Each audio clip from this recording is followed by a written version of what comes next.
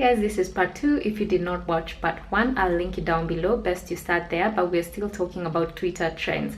I gave you 5 best practices or 5 things that you can do to up your Twitter followers, reach and engagement, and we are going to go to 5 more.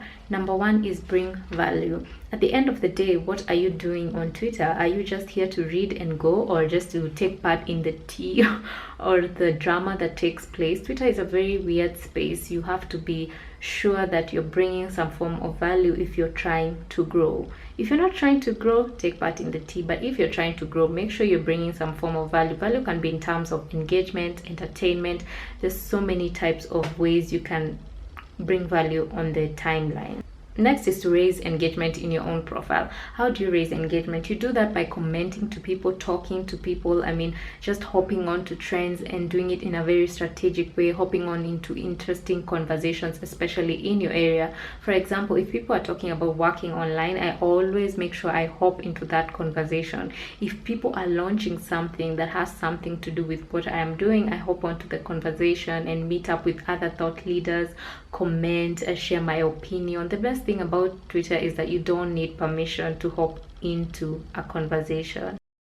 The other way you can grow is to use Twitter lists. There is so much happening in the timeline. For example, I follow close to like 7,000 people. There was a strategy with me following these people, and I decided that I don't have time to go unfollowing or to batch unfollow these people, so I just follow them.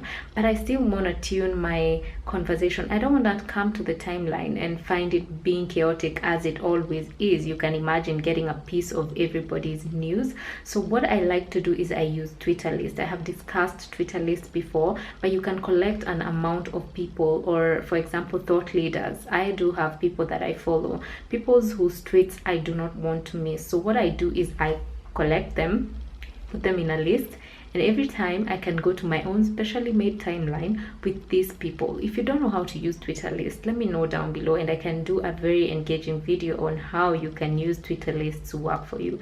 I have Twitter lists for thought leaders in digital marketing, Twitter lists for people who are in online businesses, wines and spirits. I have so many Twitter lists, and some of them are private, some of them are public. So you can even subscribe to my own Twitter list if you want the public one. So make sure you're using Twitter lists to follow relevant people and not to miss out on interesting news in your area. The next one is to use Twitter threads. I love Twitter threads. I think I'm the queen of Twitter threads.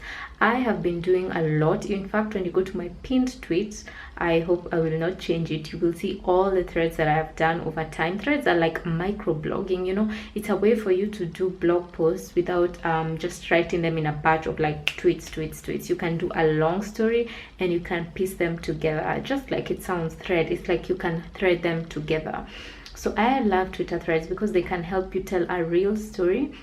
They can help you microblog on the platform. They gather so much feedback, especially if they're helpful. They gather so much engagement, and people really love threads. The next tip is to make sure you're using multimedia. And I'm not just talking about images. I'm talking about GIFs, graphic. I'm talking about GIFs and videos.